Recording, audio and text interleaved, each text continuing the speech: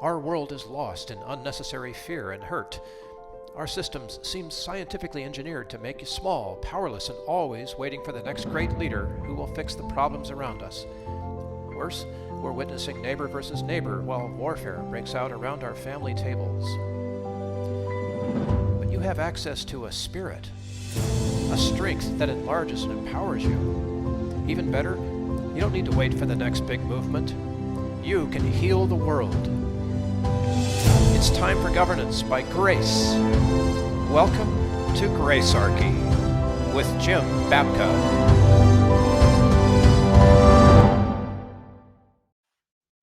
Welcome, everybody. We have a special guest today who is a person of faith and an expert on fusion, which is a political term. It basically means that it's the post-World War II political alignment between conservatives and libertarians. And fusion seems to be in decline. There are conservatives who say libertarianism is the enemy, the source of all of our ills. Indeed, this post-war consensus about what it means to be on the left and right seems to have changed. And we want to talk about all of that today with our guest, Stephanie Slade. But first, let me bring Jim in. Jim, personal faith is always on our minds here, right? But you're hoping Stephanie has some insight on one of your projects. That's correct. I wear a variety of hats, and one of them happens to be with the Advocates for Self-Government, who is famous for the world's smallest political quiz, which was birthed in a idea that David Nolan had. David Nolan was famous for two things: his chart, the Nolan Chart, which I hope to discuss here today, and the founding of the Libertarian Party. It was in his living room that the party was started. And these two innovations happened very quickly. They're back-to-back type of innovations. The chart ended up becoming a variety of different political quizzes that exist all over the web now, the most famous of which is the world's smallest political quiz that's put out by the Advocates for Self-Government. And as we're looking at the quiz, there was a theory that David Nolan posited that seemed to hold until the late teens. But I have reason to believe that things have changed pretty significantly. And so I'm also hoping that before we're done today, we're able to tap into Stephanie's expertise on fusionism and the realignments that are going on both sides of the aisle. You know, that quiz is why I'm a libertarian. Yes. Although I may not be a libertarian anymore, but that's the thing that got me in. And it was brilliant. Yeah. Back in its day. We're going to talk about that.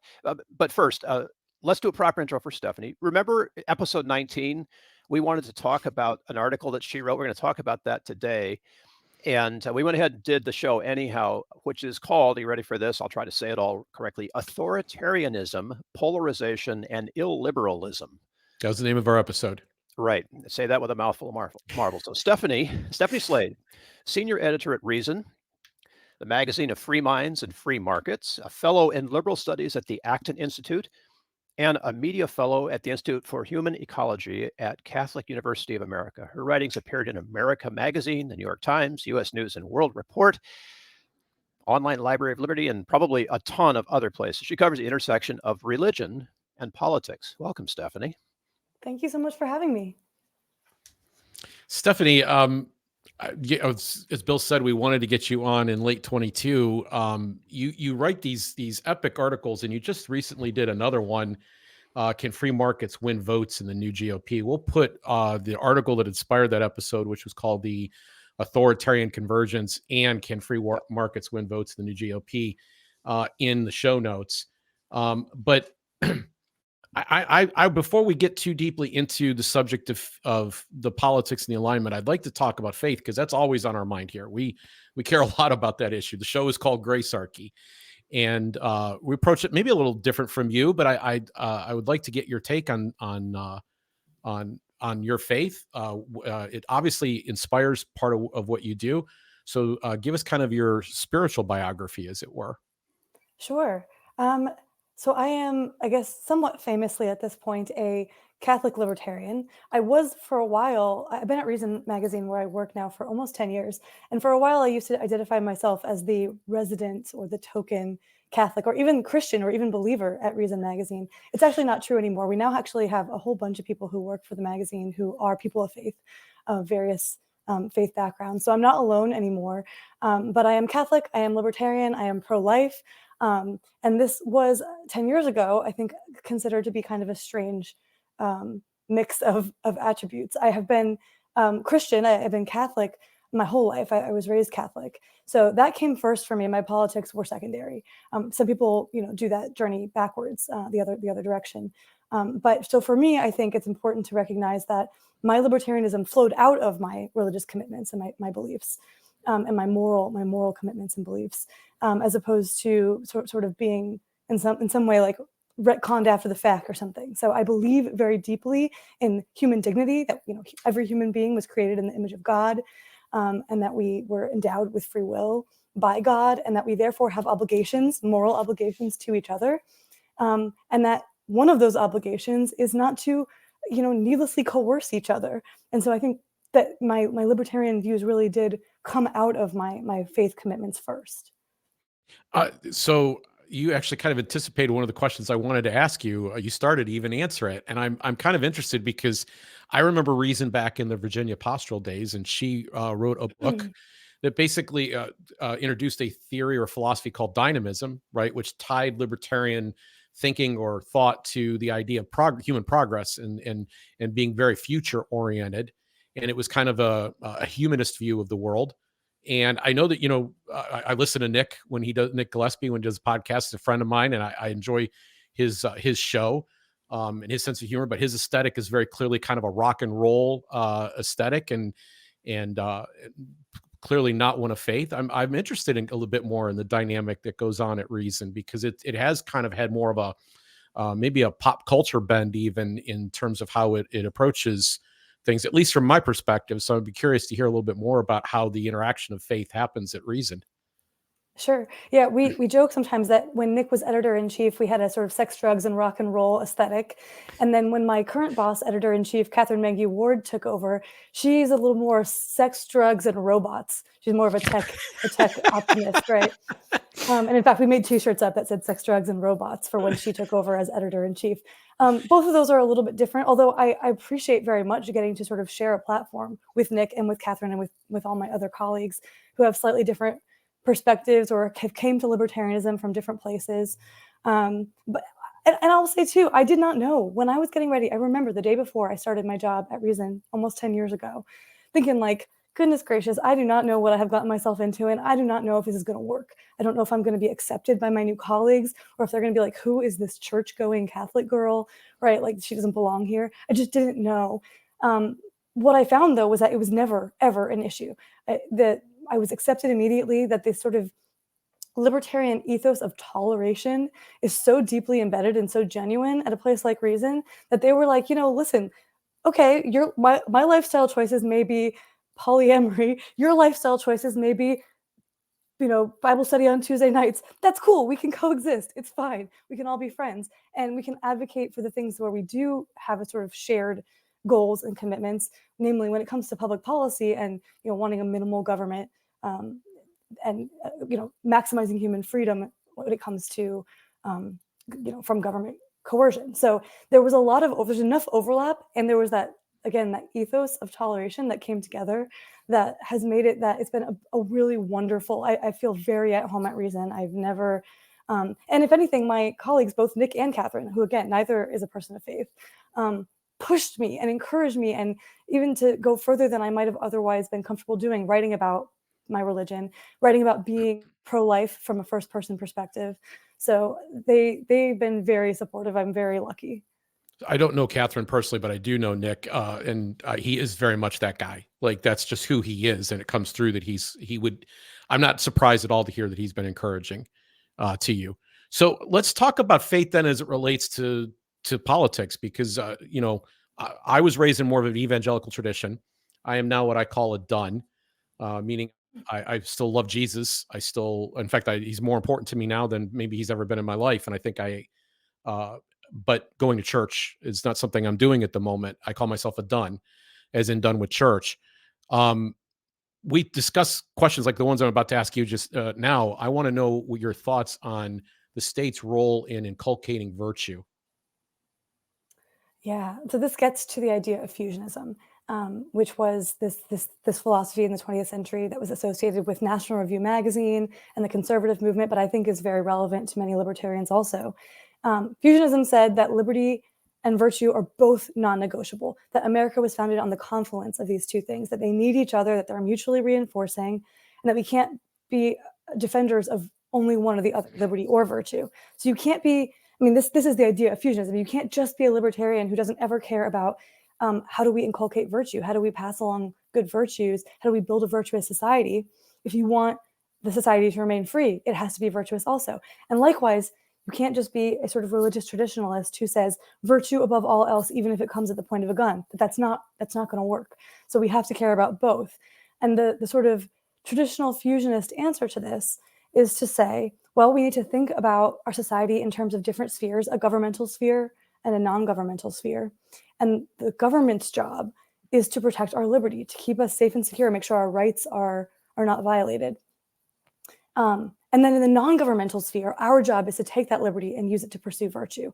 And so we should be looking always for non-coercive, non-state ways of advancing that cause, of pursuing virtue in our individual lives, of figuring out how to inculcate virtue in the next generation, of thinking about what is a good society and how do we cultivate a sort of culture in which people think about the higher things in life and are not just narrowly self-interested. That should all be done, but that it should be done through in the non-governmental sphere, not in the governmental sphere.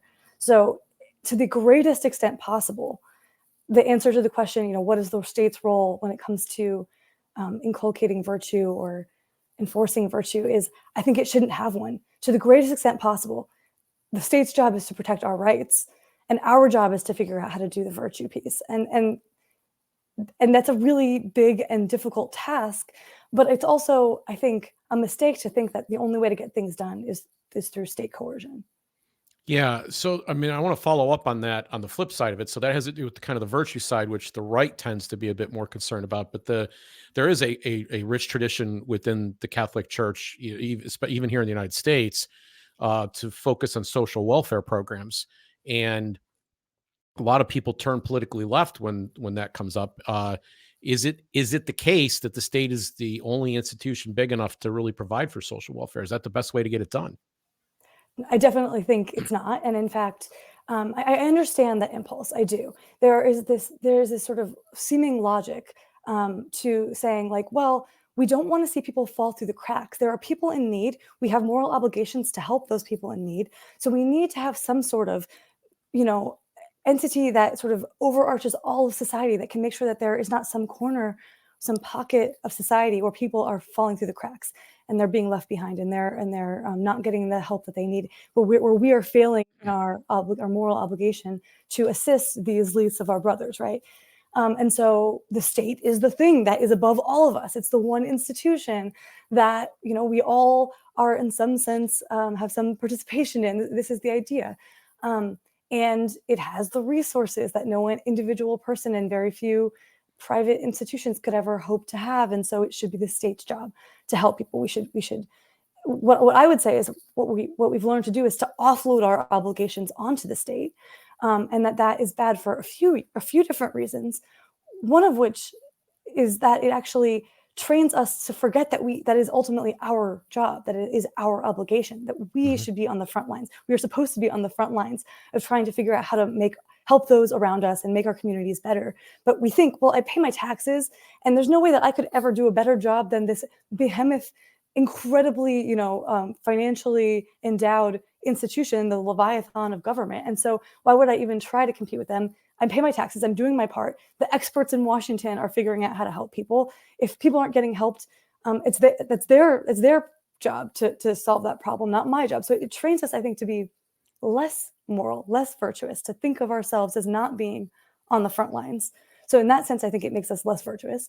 And then also, I think it's just that we found that government is really, in fact, bad at accomplishing the things that it sets out to do. And I mean, the one thing that government can do is write checks to people.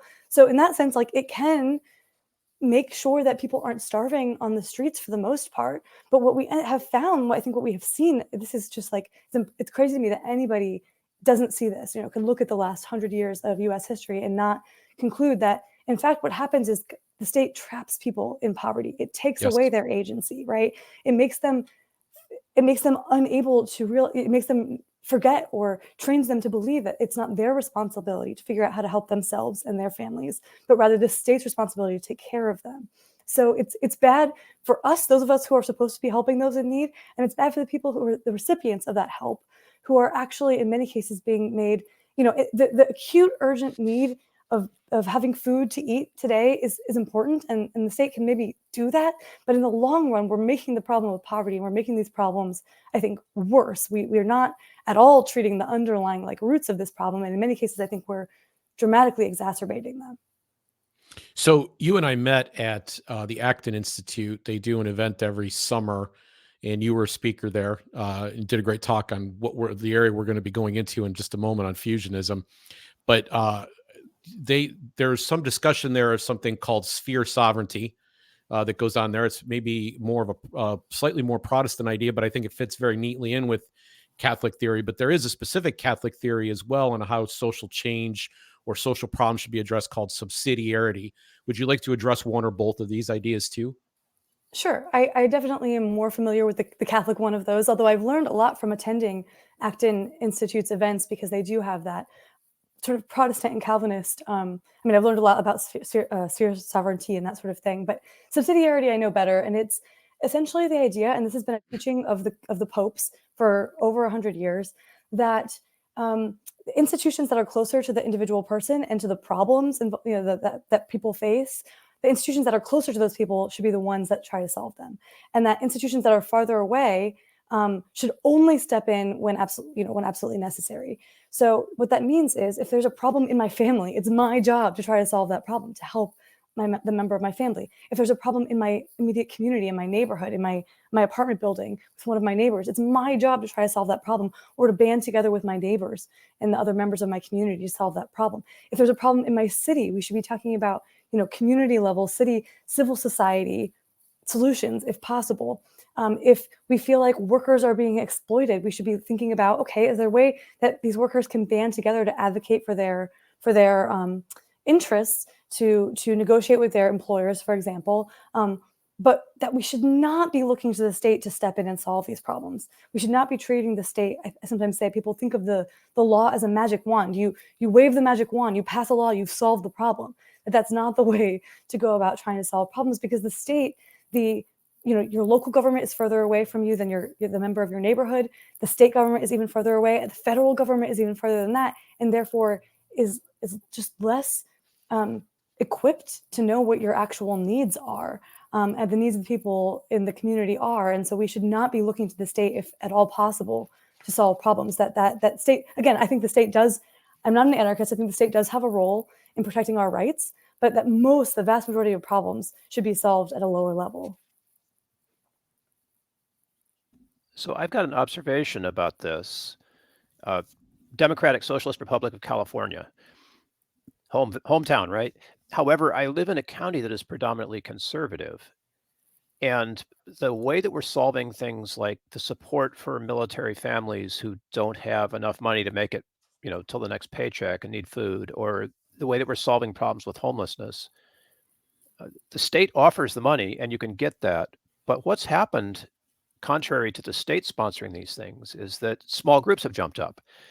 Nonprofits have started who coordinate local food drives so that they can offer military families food when they haven't got any, and support with electricity bills and things like that. This is all just ground level stuff. The state doesn't touch that one. The state's involved with homelessness, and that's totally messed up. But when it comes to children of folks who are coming across the border separated from their parents, we've solved that one locally because families just want to help. So I see the intersection of virtue there working in what you're calling subsidiarity, which I love, by the way. Great concept. I see it working. And the fact that you've identified that as a way forward and as something that's been working is exciting to me. That's really good news, right? I'm glad to hear that you're seeing it working on the ground, because one of the fears of people like me is that, and that people that have come before me for the last century, is that as government grows larger, it actually can crowd out those private solutions and those civil society institutions, those social institutions, community level institutions, churches, charities. It can crowd them out, and it can essentially make them wither on the vine because it's taking all the resources and all. And so that is a real problem, and trying to figure out how do we, and I think that's why so many people who are sort of my political persuasion have often focused on, well, we gotta fight big government. We gotta advocate for limited government. We gotta try to roll back these intrusions in the economy and into people's lives, because unless we do that, these civil society institutions can't flourish. But one of the things I think a lot about, and I have been thinking a lot about recently, is, the state is there, and we may or may not win those political battles, but we gotta figure out how to revive civil society, whether or not the state is doing its best to crowd it out. We got to figure out how to route around the state interventions if possible, and solve those problems ourselves, as opposed to waiting for the perfect political moment or to have won the ultimate political battle before we try to solve problems at a lower level. Well, I think the state's doing a good job of failing, right? They're breaking so many things, and they've disrupted trust tremendously. And that's created opportunities. People are starting to try to find better ways to get things done. A lot of parents, for example, sat and watched their kids on Zoom at school and said, "This is what's going on all day," and start. We've got record levels of people who've left the public school system in a very short amount of time. So I think it's already beginning to happen. I want to segue into fusion now, because I'm really fascinated by this and the fact that you have an expertise in this. And I think the place that we have to start, Stephanie, I think we have to get some history in here. It's easy for me at my age to take for granted. I used to read National Review in the library in high school when it was a paper magazine, and everybody, that's how they consumed it. And I would be able to watch William F. Buckley Jr. Do his show Firing Line. And, I was a strange kid. Those were the things I wanted to do at the time. But, that's a long time ago now. So I want to talk about National Review first, and who specifically was Frank Meyer, before we get too deeply into kind of being able to pull this apart. Where do we come from on this subject? Great. And I would recommend, if you wouldn't mind sharing in your show notes as well, I have a long article from a few years ago called "Is There a Future for Fusionism?" that gets into some of this. But yeah, so basically after World War II, there was a moment in which a new conservative movement was emerging in the United States that was clearly different in many ways from conservatism as it had been understood in Europe. In Europe, you associate conservatism with a sort of throne and altar, the aristocracy, the monarchy, these institutions that had never been relevant in the US. And so in the post-war era, as this conservative movement was sort of coming into its own and was trying to understand what it stands for, there were all these debates over what does it mean to be a conservative in the American context, in the US context. And there were different camps. One of the camps was the more libertarian camp, right? Hayek and Friedman were participants in this debate, and they were advocating for limited government and free markets and free trade. They were more libertarian. And there were also the more traditional conservatives, like religious traditionalists, people like Russell Kirk and Robert Nisbet and many others, who were saying, well, what we care about is tradition and religion and family values, and that's what it means to be a conservative. So not aristocracy or monarchy, but still the transcendent things, and that, making sure that we are protecting our inheritance, the things that have been passed down to us from previous generations. And again, the idea of objective morality, that it's sort of the Judeo-Christian understanding of virtue. So you had this liberty camp and you had this virtue camp, and they were debating and sort of vying for influence. And then there was this guy named Frank Meyer, who was an editor at National Review from basically the beginning. National Review was founded in 1955, and Frank Meyer worked there from the beginning.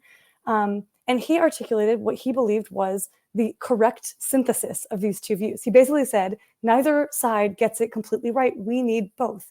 That we have, as Americans, we have inherited both the classically liberal libertarian tradition and the sort of Judeo-Christian traditionalist religious tradition. And they need each other. And America was founded on both these two pillars, and it will collapse if we allow either pillar to collapse. So we must defend both liberty and virtue. And he argued for this synthesis. And it was, it's not without its critics at the time, but it was actually quite remarkably successful at winning over and sort of becoming the sort of shared consensus of the conservative movement as we knew it in the 20th century in America again. And so it was very successful for its time, this synthesis. It brought people like Russell Kirk and F.A. Hayek or Milton Friedman together under one umbrella. But it was not just, this is the really important thing I'm always trying to drive home. It was not just a coalition of different factions that were like willing to sit at the same table because they were all anti-communists. That's the way it's often discussed. But that is not correct. Frank Meyer believed that he was articulating a philosophical synthesis, not just building a coalition of different disparate groups. He was saying, if you're a libertarian, you should also care about virtue. And if you are a religious traditionalist, you should also care about liberty. Not just that you should be willing to work with people on the other side. But there was a motivation to, I think, to say that the history, or to maybe rewrite the history to be that this was about an alliance, a temporary alliance of convenience to fight communism. Like there's political actors that want to take advantage of that. Yeah, and it's actually, I want to be clear, that alliance was a real thing. So in addition to the philosophical debates about what is it that we stand for as conservatives, what is National Review all about, in which Frank Meyer had this philosophical synthesis that he was articulating. There was also political elections happening. And there was also William F. Buckley Jr., who founded National Review, who was very much a coalition builder. He believed that he was bringing people in from these different camps under one sort of umbrella, the conservative movement. And there were people who were saying, okay, well, we got to decide, Nixon's not very conservative, but he's better than the alternative. So should we endorse him? What we really want is Barry Goldwater. What we really want is Ronald Reagan, but we can't get him this year. Maybe we'll get him next time around. There was coalitions and being formed, and there were, political electioneering happening. That was all happening at the same time. And I think it's fair to say that one of the things that allowed all these disparate groups to come together and support somebody like Ronald Reagan was that they all had maybe different reasons for being very concerned about global communism, right? There was this very strong anti-Soviet Union sentiment among religious traditionalists, among libertarians for obvious reasons, and among people who had previously been on the left, who had in some cases previously been members of the Communist Party or sympathizers with communism, who saw it up close and went, this is evil, we have to stop this. And so they were willing to come together and form a coalition. That did happen. But that is a little bit different from what the word fusionism actually was coined to describe, which was this philosophical synthesis that Frank Meyer hoped would allow these different groups to not just be willing to work together, but actually realize that they had the same goals and interests. Are you, I don't want to mean to put you on the spot, but are you friends with or a fan of Jeffrey Tucker's work at all? I know it somewhat, but I haven't kept up with it lately. Okay, so because he wrote an article that when he first wrote it, almost everybody I knew went, oh, this is the greatest article that's been written in the history of libertarianism. And my reaction was completely the opposite. And then as I was putting together and preparing for this show, I began to realize that there's a way in which my program has been going about addressing that column. This is like maybe deep, and I'm like on the couch right now and I'm getting psychoanalyzed. And that article was dividing between thick and thin libertarianism. So thick libertarianism is the idea that there's some other additional packaging that comes along with the political aspect of it. That would be the thin part. So in the thin part, we celebrate the fact that lots of people with lots of different cultural things, and we've already done a little bit in the conversation we have, that the pastor and the pornographer, for example, can sit in the same, row and have a great conversation in a libertarian event and exchange ideas and learn from one another, and have a conversation, and they're free to leave and pursue their vision of happiness in a thin sense. But then in a thick sense, there's maybe these cultural things that are supposed to attach to this as well. And there's kind of a division between this. And then, thin was clearly being disparaged that's why he chose the labeling that he chose. And a lot of people have saluted that particular column. I'd like to get your take on the thick versus thin debate. I also have a long article from Reason from a few years ago on this topic. It was called Two Libertarianisms. And I think that thick versus thin that was a really interesting distinction, but I prefer thinking in terms of political libertarianism versus a sort of more comprehensive libertarianism. Do you think that the libertarian philosophy is something that merely tells us what the proper role of the state is in society? Or do you think it tells us something more comprehensive about what the good life looks like and how we should be living, even in our private capacity?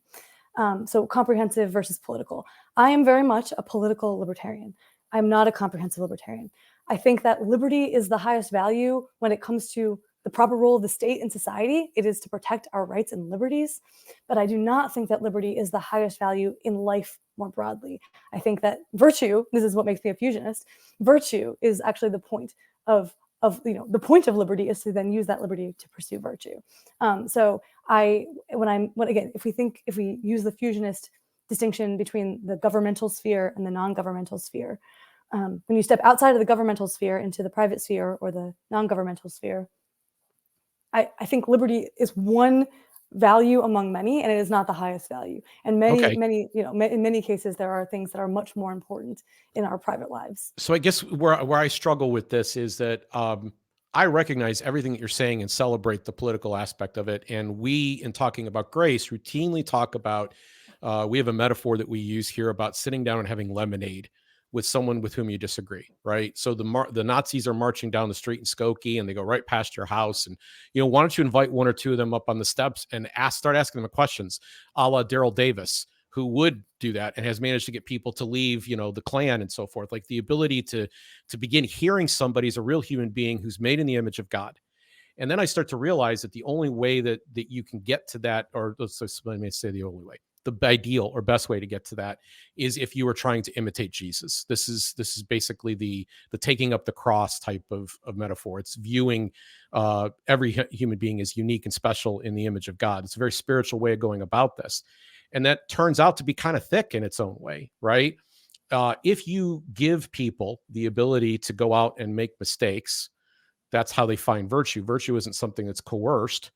So it's hard to understand how we could even arrive at virtue if we don't have the ability to not be virtuous. Like it's that contrast that we have, and it's the ability to experiment personally and socially to figure out how to achieve that, and to continue to test what's been handed down to us, because sometimes we find that what's been handed down to us in the past, just because it's tradition, wasn't necessarily right or wasn't necessarily good. So to me, I think that there's like this game that people like to play where they like to split things up and say, well, I'm of this group and you're of that group. I'm in the Judeans People's Front and you're in the People's Front of Judea, you splitters. And then they kind of lose the plot. My thin libertarianism, my political libertarianism is an outgrowth of a thick libertarianism. But it's thick in the sense that I recognize that anytime you coerce, harm another person, you diminish their happiness, harmony, and prosperity. And that turns out that applies politically as well. And so, if you want to go out and do something that I think might be a mistake, I don't feel like I have the ability to coerce you as long as you're not hurting anybody else as you get there. Yeah, and I'm not in favor of coercing people either, even in some sort of private way, right? Even if we're talking about the non-governmental sphere, right? Like I obviously don't think it's okay for me to go up to somebody who's about to make a bad choice and put a gun to their head and say, I won't let you do that. That's not what I'm in favor of. But what I would say is, like, fusionism is a very thick philosophy. I would say it is essentially the thin libertarianism or the political libertarianism with a whole additional thick layer on top, which says we also have to care about virtue. We also have to respect the idea of transcendent truth and objective morality and the inheritance of what has come to us through the Judeo-Christian tradition, that is what takes something that is thin, which is a mere political libertarianism, and turns it into something thick, which is fusionism, which is more of a life philosophy, which sort of tells us something about how to live in addition to just what kind of state to want. So I hear echoes in what you're saying of something that I heard very clearly when I was at the Acton Academy the last 2 years, and that is the liberty that we're given is the liberty to do right. But I automatically wonder when I hear something like that is who determines what is right?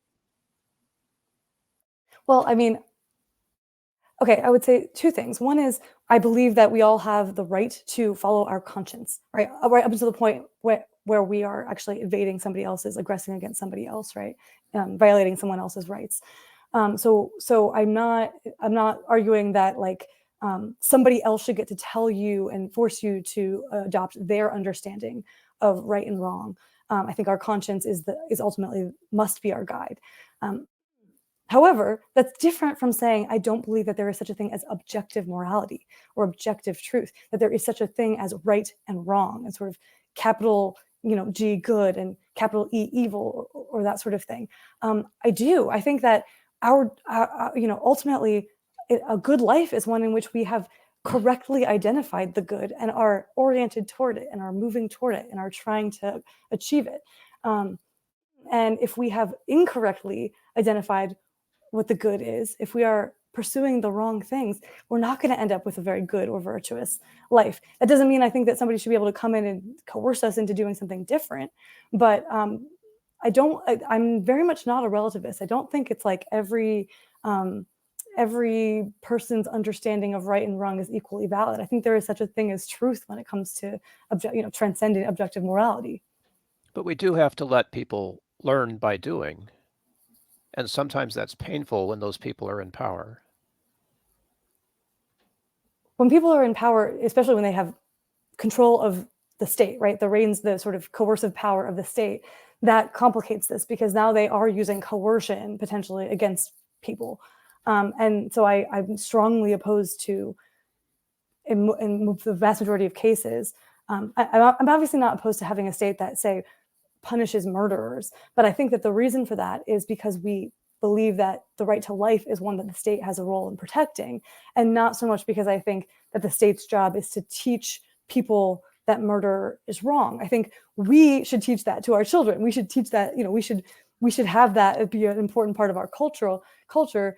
But that when we empower the state to decide what is good and bad beyond just, having its job be protecting rights, but that's very, very dangerous. I'm very uncomfortable with going down that road, even a little ways. And that's one of the reasons that, sometimes libertarians are made fun of because we don't like, government schools. We think that all education should be privatized, right? It's like, well, it's because in schools you do have to decide what values are you going to pass on to the next generation. You are going to be in the business necessarily of instilling or inculcating values or an understanding of morality. And so the idea of having the government be involved in that at all makes me nervous. Okay, so the libertarian portion of this discussion is maybe a bit more of a niche concern, and obviously the one that I think everybody here cares the most about. But let's get back to fusionism kind of more broadly. I'm a Reagan kid. I mean, I grew up in that era. My dad was a Reagan voter. I didn't get to vote for Reagan. I was just barely young enough that I missed that opportunity. But he said things like government is the problem, or the worst news you could get is that someone from the government at your door saying, "I'm here to help." There was a sense he even said in like 1979 or 80 that libertarianism was the heart of conservatism.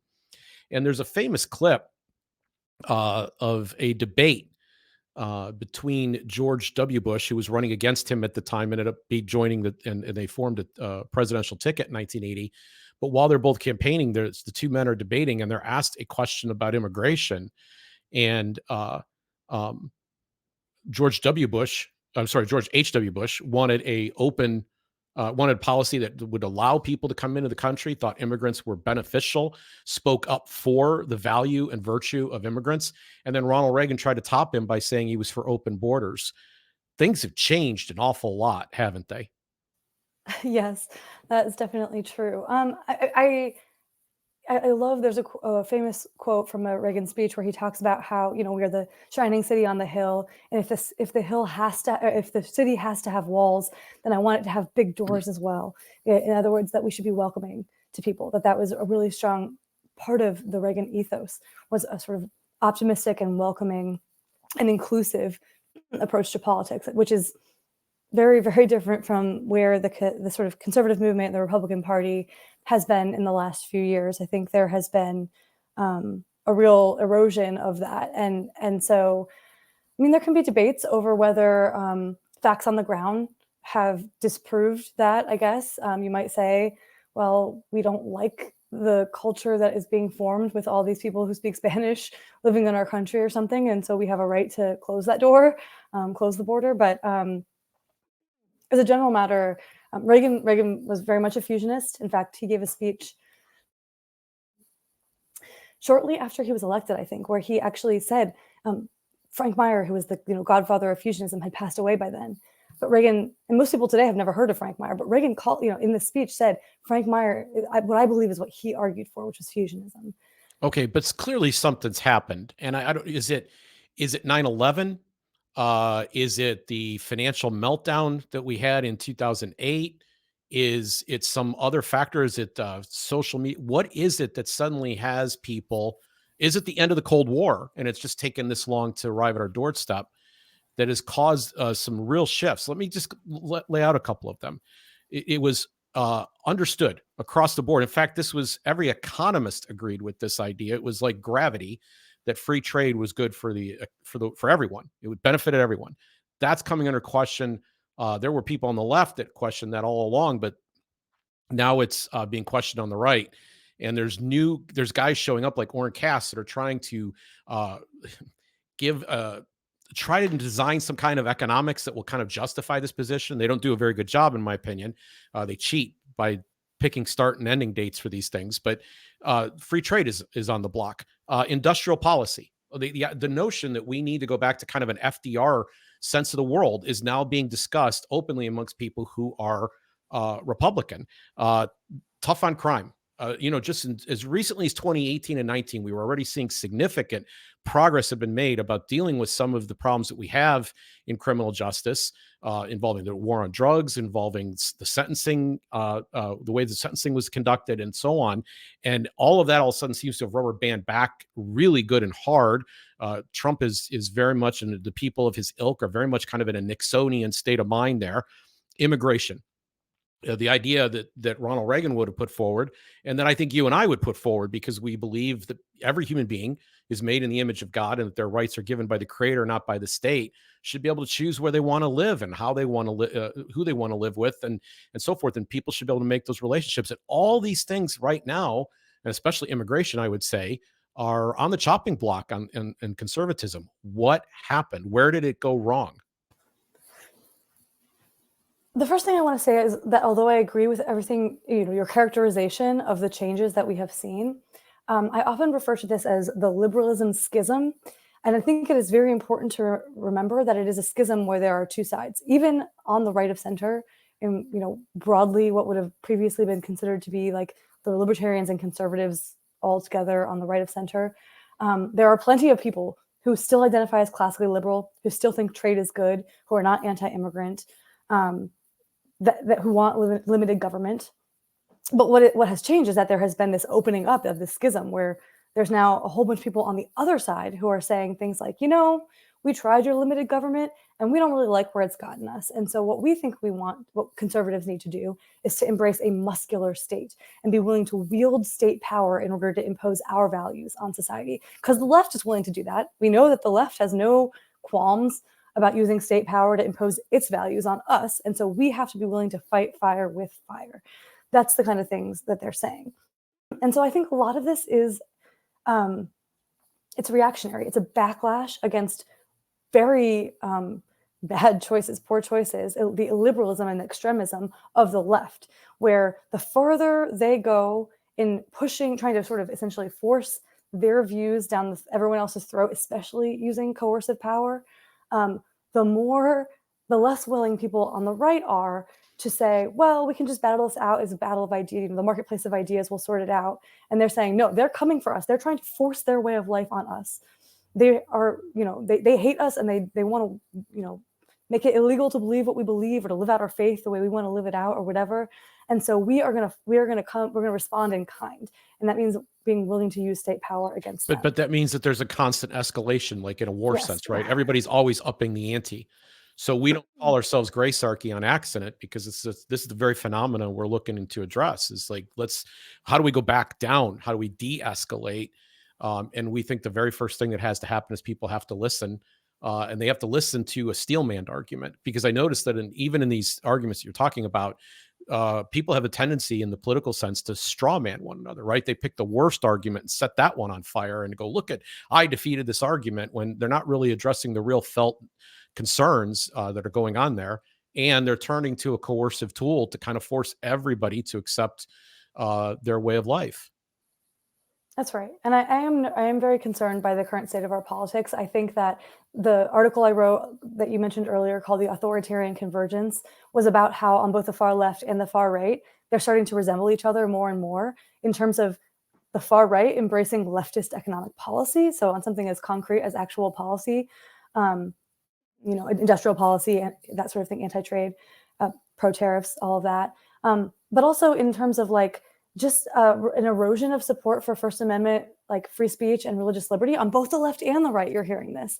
And in terms of the rhetoric they're using to discuss these political battles, it's about politics as a war, total war politics, I called it in that article, where or I've also referred to it as sort of Game of Thrones approach to politics, because it's politics is a war in which you win or you die. That's a famous line from Game of Thrones. When you play the Game of Thrones, you win or you die. And they seem to think that we live in a world in which if we lose the next election, we will actually be destroyed. Our side will no longer be allowed to exist by the other side. Therefore, we must do whatever it takes to defeat them. Anything goes at that point. If your life is on the line, if you sort of buy into this way of thinking about politics, though I have responded by noting that if you're a Christian, in fact, even dying is not the worst thing, right? For us, we know that there are worse things, and selling out your principles are actually worse. It's much better from a Christian perspective to be the one on the receiving end of persecution than to be the one carrying out that persecution. Amen. Or that injustice. Amen. 100%. Amen. Okay, but there's also the historical argument to be made, and so my son was hearing. Bill. I'm going through one of the shows, and I'm making some show notes, and he hears in the background this typical mockery that I do, where something happened a year ago, or 2 years ago, or 5 years ago, and I'll say something like, "Oh, it may be hard to remember. We were so young then." And I do this trope. I do this thing because people have such incredibly short memories. I mean, like, you turn on the TV and they go, "Oh my gosh, this is the worst thing that ever happened. You see what just happened is the worst thing that ever happened. Well, we got to do something about this. Got to do something about this." You're like, whoa, whoa, whoa, whoa, whoa, whoa. This same thing happened here, right? Yeah. And we all survived. And I would do a radio show typically every Thursday with the host. And the angriest caller we ever received happened right before the 2018 elections. There was a band of migrants coming up through Central America and Mexico that were going to arrive at our border conveniently 2 weeks after the election was over. And the only hope was for everybody to get out and vote Republican, because that's, the way maybe we could even shoot them when they get to the border. I mean, it was some really hyperbolic language that was being exercised in that October. And I said, when that day comes in 2 weeks after the election, when Thanksgiving's rolling around, no one's going to be talking about the story. It'll be completely gone from the headlines. I know that because I've seen this kind of thing every election. This is everybody's getting stirred up. That's the purpose of this. So I guess one of the things I appreciate about your work, Stephanie, is like you bring up somebody like Frank Meyer, who's an important thinker in what ended up actually kind of becoming the historical construct, namely Ronald Reagan, right? And the way that the party was approaching things at that time, it's not a Reagan-esque party at this point, at this juncture. And they're still borrowing on that credibility, but it's not the same guy. It's not the same party. It's not the same approach. It definitely is not the same rhetoric and principles. So I speak just a bit more to the history here that we're going through. I really kind of want to understand, like, have we been here before? And is there a way out? Great question. I mean, again, I want to make sure that I'm, in the spirit of this podcast, tempering my warning. So I'm concerned about the current state of our politics, but I also always try to keep things in perspective. And part of that is remembering, for example, that although I feel like the far left and the far right are becoming more and more extreme, and they're sort of empowering each other, because when one moves further to one side, it then sparks the other side to be more extreme. I read a lot about that. In fact, the far left and the far right are themselves relatively small cohorts, and the vast majority of Americans are in the middle. And so sometimes you'll hear things like, wow, the number of Americans, people will talk about what's called affective polarization, which is this idea that we hate each other more. People on the other side, we feel more negative towards them than we used to. And that's true. And there's poll questions like the number of people who say they would be really upset if their child married somebody from the other party has tripled in the last 10 years or something. That might not be exactly right, but it's something like that. It's tripled. The number of people who say they would be very upset if their child married somebody from the opposite political party has tripled. But it's tripled from like 4% to 15% or something, right? It's actually still relatively uncommon to care that much about politics. And that's where that's one of the things I try to keep in mind and keep perspective on, is that most Americans are not living and breathing this idea of politics as total war. I worry that it's moving in that direction. And when you have 15% of people, that's worse than when you have 5% of people. But that's something. So like, we're still not, I think, all the way at the crisis point. There are warning signs, but it's not like a thing that I'm going to, again, I just really think anybody who tells you that like it all comes down to the outcome of this next election, they're selling you something, right? and Yes, we should not be buying. We should not Yes. be buying what they're selling. And by the way, for whatever it's worth, they say it every 4 years. Every 4 years is the most important election in a generation. Completely redefining the term generation to mean simply it's the most important election in the last 3.5 years. And I am not a Trump fan at all, but I think that the left has really hurt itself. There's a boy who cried wolf problem, where when you go back and read the things they wrote about Barry Goldwater or Ronald Reagan or George W. Bush, the compassionate conservative George W. Bush, they considered all these people to be fascists and war criminals, right? And it's like, you really cannot do that every 4 years and expect to still be taken seriously. And if somebody comes along who really is outside the norms, and maybe we really should be nervous about, it's a lot harder to get people to take you seriously when you say that, if you have been saying that about everybody who came. When Mitt Romney was like the worst thing that has ever happened to American politics, then people just they stop listening. Right. I agree with that. And I think there has been a backfire effect here of late, to the point that Donald Trump could probably get a jumpsuit to match his complexion, and he'd probably still win at this point, the way things are going. That's how much I think they've pushed it. But, it's interesting, in the most recent article that you wrote for the March 2024 issue of Reason, you touch on the fact that this realignment issue isn't just inside the libertarian and right side. This reorientation is happening, is now impacting the political left as well. There were people, you cited a couple of authors who had written about how this was hopeful initially, and they're now starting to kind of backpedal themselves. They're kind of concerned what is happening to them that is driving people maybe towards the Republican Party right now, people who were traditionally maybe more labor oriented. This is exactly right. So this is the idea of a political realignment. I was skeptical that we were undergoing a political realignment, but I looked into it and I convinced myself that it is happening. Basically, the stereotypes associated with the Republican and Democratic parties of 20 or 30 years ago were that, country club Republicans, right? People who were business owners or who were wealthier were Republicans. People who were highly educated, more sophisticated were Republicans.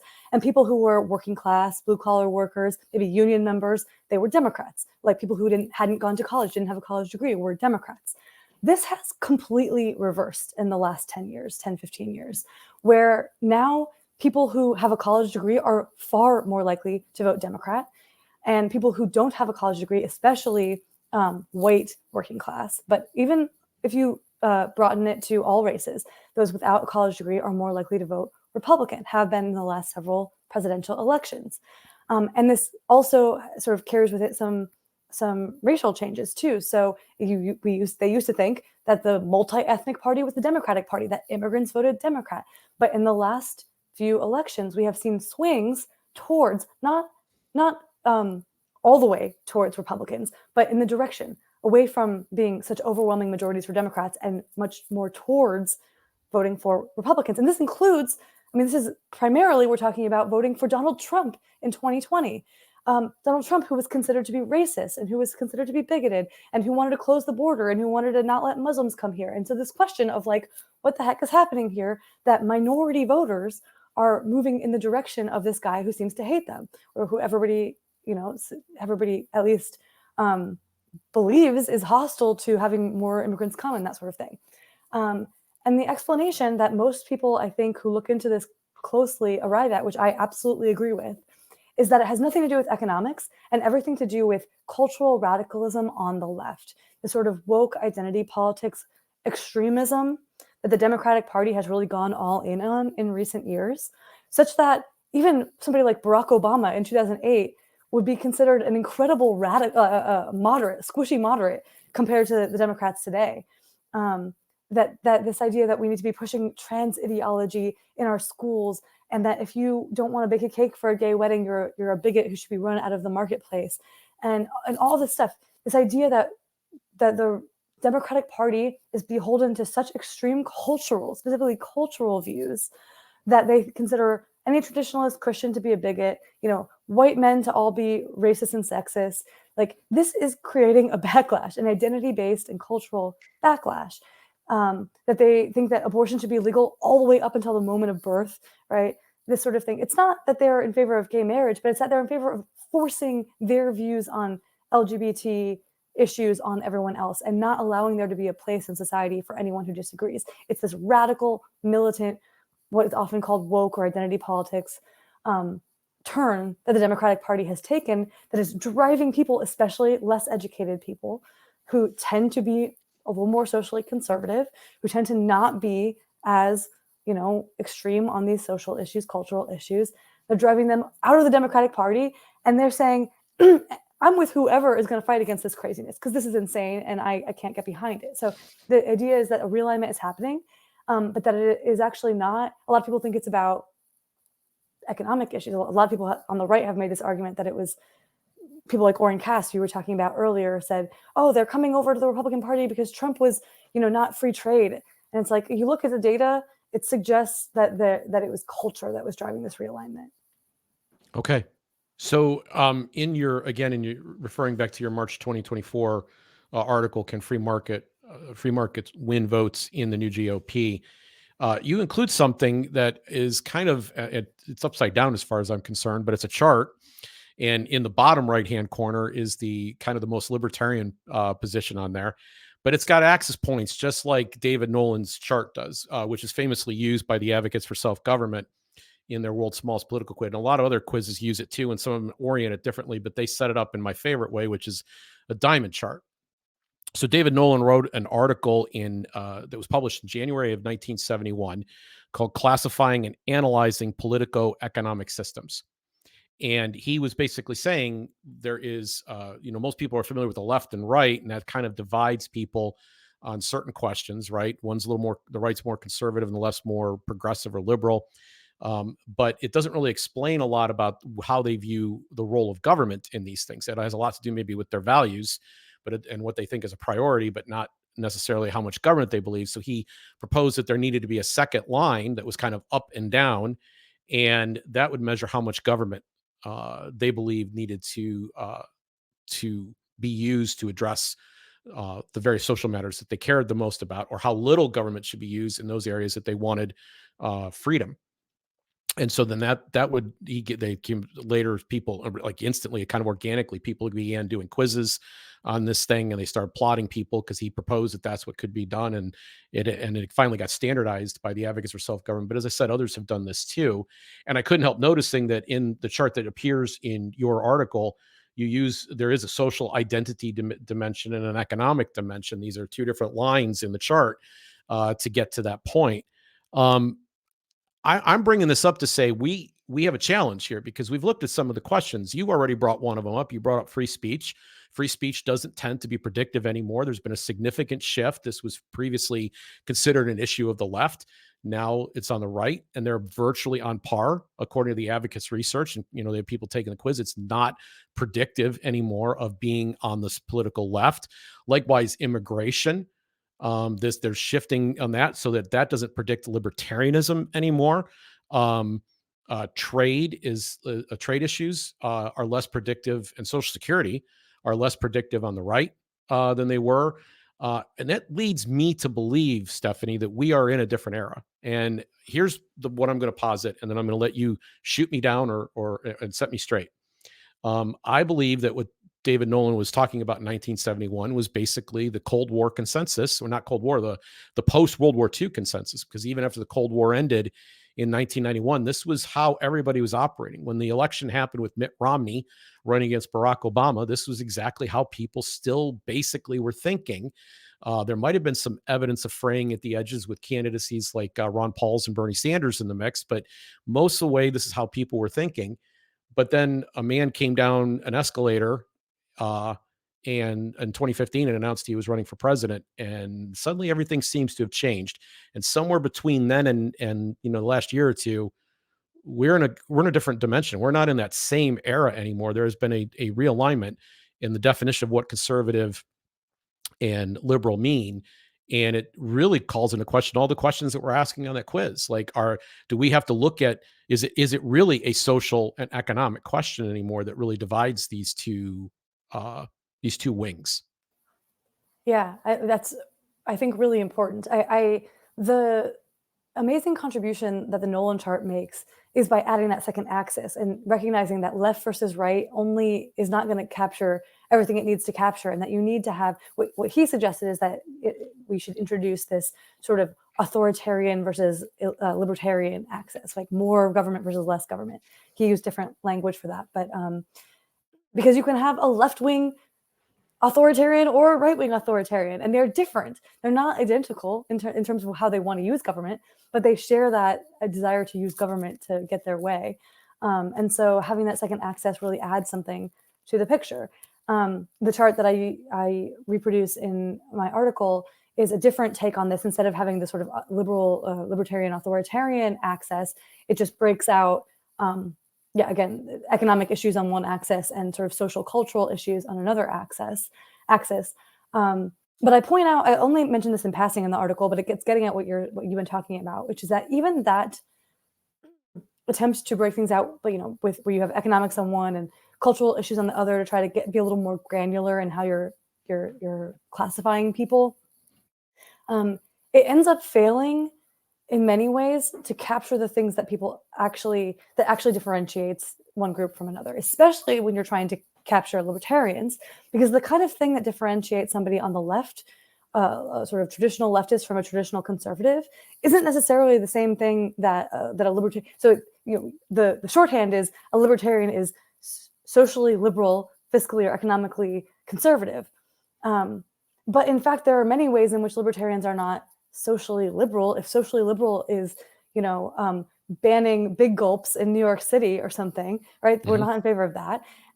And if it means to be fiscally conservative means to want to, I don't know, like one of the questions had something to do with, do you think that the economic system is rigged in favor of the rich and powerful? And it's like, if you answer yes to that question, it puts you on the left. It says that you're a leftist. You think that the economic system is rigged, then you're a leftist, right? Well, libertarians who care a lot about crony capitalism and battling crony capitalism and keeping government from choosing winners and losers also might answer yes to that question. So then it doesn't correctly classify us as being, economically on the right and socially on the left. In fact, what ends up happening is that it looks like that quadrant that should have libertarians in it is completely empty almost, because it's not correctly capturing us. So it's very hard. And then all of that was still, I think, going off of questions that were an old-fashioned, 10 years ago or more, understanding of what left versus right is, especially on something like economics. So that if you believe in trade, it would say you're right-wing, you're on the right. And if you're anti-trade, you're on the left. But today, the people who are on the far right are anti-trade. So they're left-wing economically. So how do we, it's very, very hard to classify people according to their issue positions, or even at this point, I think, according to, going back to the Nolan chart, on the authoritarian sort of libertarian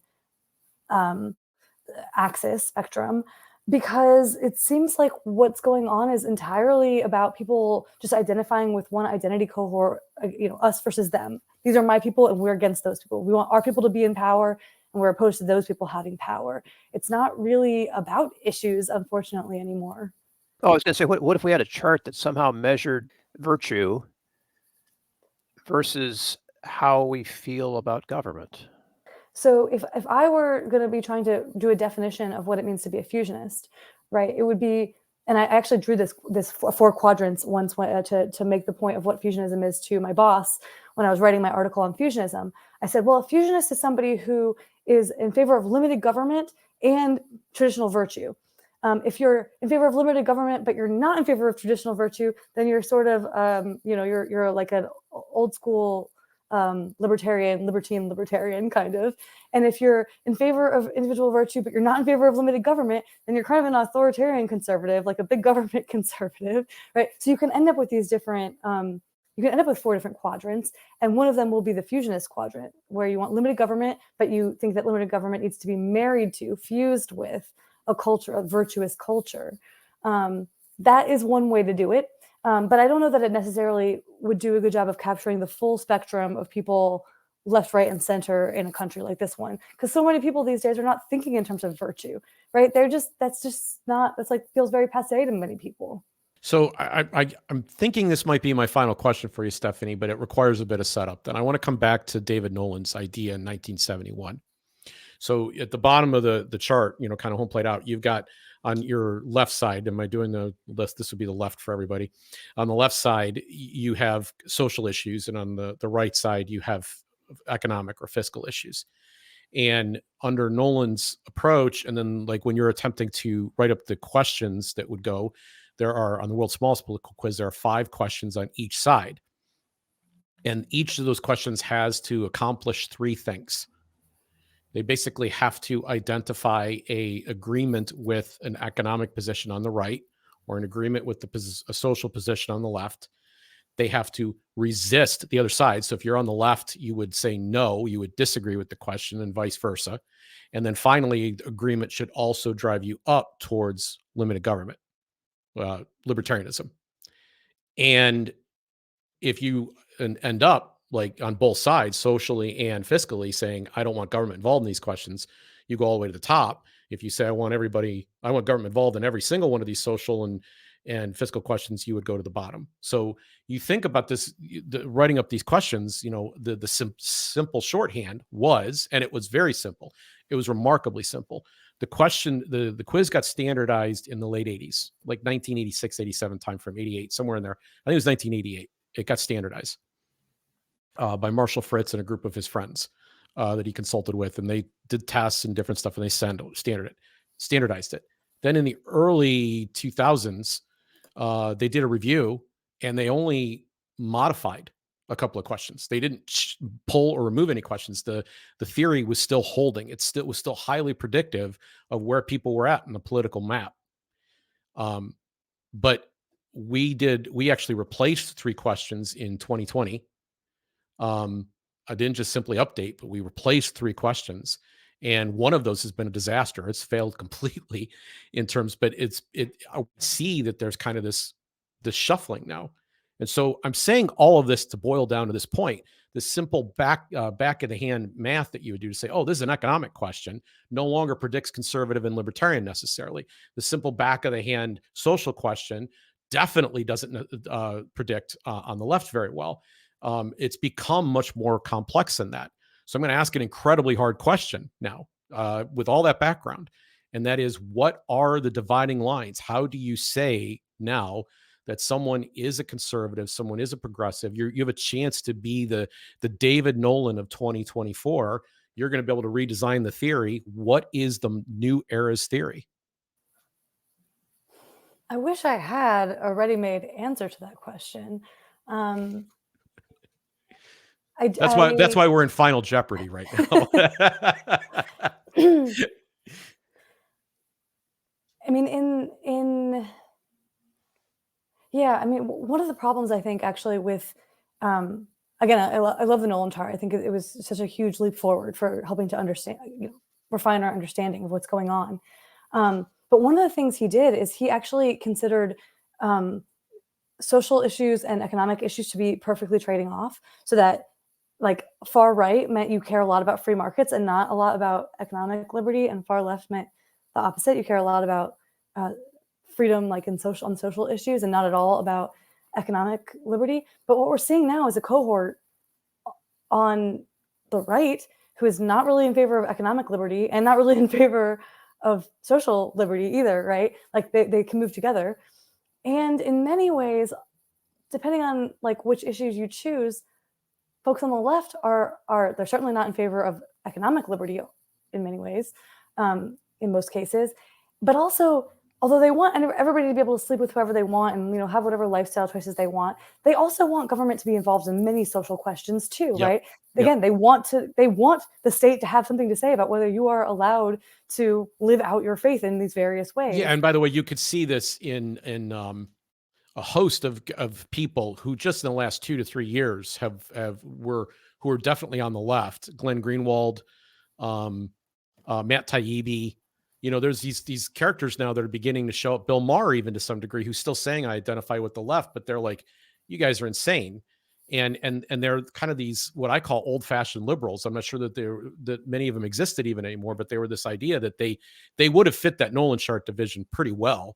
But they're on the basis of cultural issues, there's definitely a lean right. I mean, Matt Taibbi even says he's crossed the line.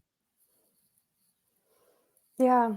I don't have a good answer to this because it also depends whether you're talking more about sort of cultural figures and influencers, right?